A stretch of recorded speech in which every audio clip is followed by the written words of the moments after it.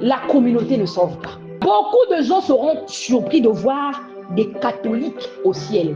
Beaucoup de ceux qui critiquent les catholiques. Voilà pourquoi on doit sortir dans les jugements. L'une des premières choses dans lesquelles Dieu m'a délivré en venant à Bethesda, ce sont les jugements. Amen. Les critiques des églises. Ça, en tout cas, je peux témoigner grandement. La première des choses. Et moi, j'étais comme ça. On va dire prière. Parce que c'est un catholique qui te demande de prier avec lui. Tu n'es pas motivé. Oh, qu'est-ce qu'on va faire? Hein? Prière, oui là.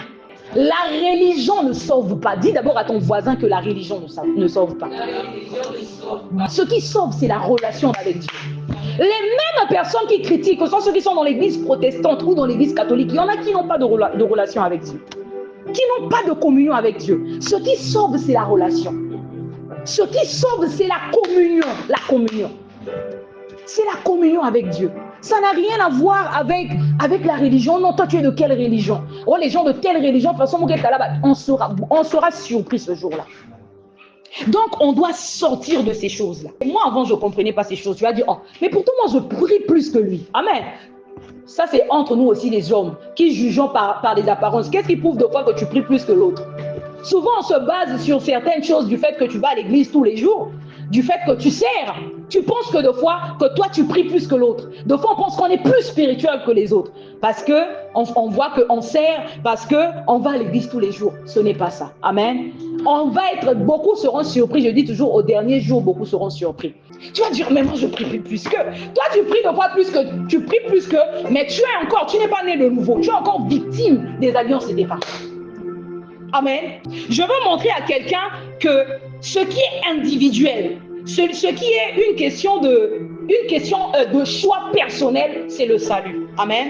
En tout cas, en ce qui concerne le salut, que tu sois enfant de prêtre, enfant d'archibishop, enfant de pasteur Inoki, enfant de l'apôtre Théo, en ce qui concerne le salut, si tu n'es pas en communion avec Dieu, eh ben, tu connais ta direction.